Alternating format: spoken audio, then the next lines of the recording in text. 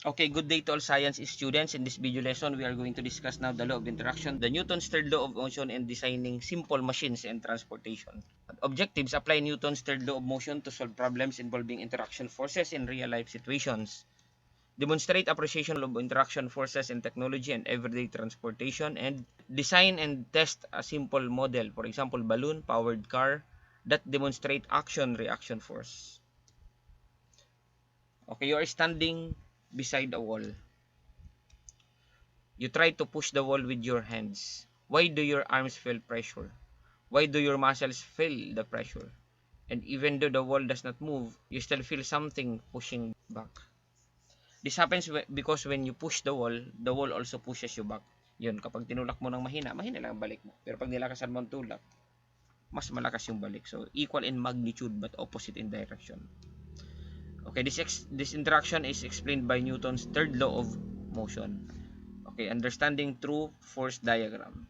Okay, to analyze forces, scientists use force diagrams or the free body diagrams.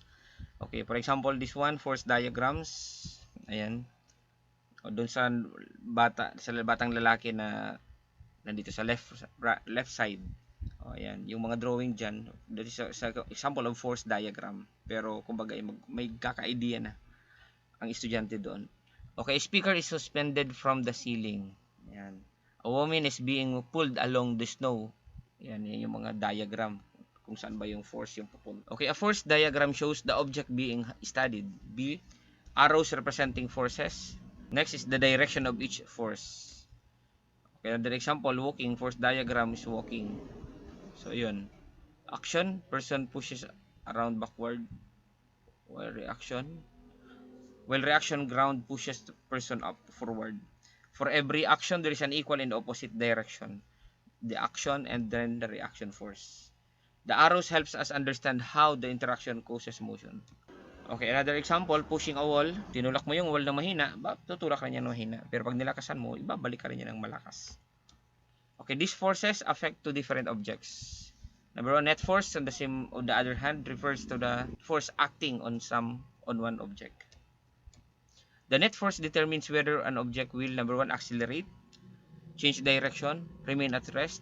Okay, let us answer the following questions. Why is it difficult to walk on ice but easier to walk on rough ground? And when a gun fires a bullet forward, the gun moves slightly backward. Why does this happen? Okay, law of interaction pa rin po yun. So if two students push each other while standing on skateboards, what will happen? Explain using Newton's third law. Okay, why do rockets push gases downward in order to move upward? Okay, let us answer these multiple choices. The law of interaction states that forces between two objects are always letter A, equal in and in the same direction, equal and opposite in direction, unequal and opposite, acting on the same place. Okay, the correct answer is equal and opposite in direction. Action and reaction forces occur B, different times, simultaneously, and D, only when objects move. Okay, ano sagot dyan? Okay, simultaneously. Okay, the action-reaction forces do not cancel each other because, ayan, the correct answer is letter, okay, the correct answer is letter C. When you push a wall, the wall A does nothing, pulls you forward, disappears, pushes you back. Okay, the answer is pushes you back. The ground pushing the foot forward. Okay, gravity, resistance, the foot pushing itself. Okay, blankohan natin yan. Okay, a force diagram uses arrows to show some color of objects, temperature of objects, speed only, and direction and magnitude of forces. Okay, in rocket propulsion, the rocket moves upward because a gravity disappears, gas pushed downward, air pulls upward, there is no force involved. Okay, that is letter B. Which pair shows action-reaction forces? Okay, number 9. When a ball hits the floor and bounces, the reaction force is... Okay, anong sagot dyan? Okay, letter A. Okay, sa number 10 naman, which statement is true? Okay, action-reaction forces act on two different objects. Okay, true or false? Right, true if the statement is correct, and false if it is not. Action and reaction forces happen at the same time. Okay, that is true.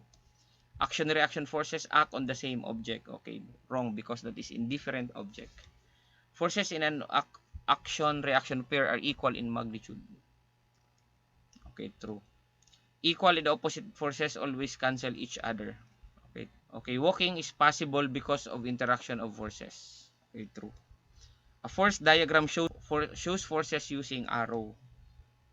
Okay, interaction forces only happen in space.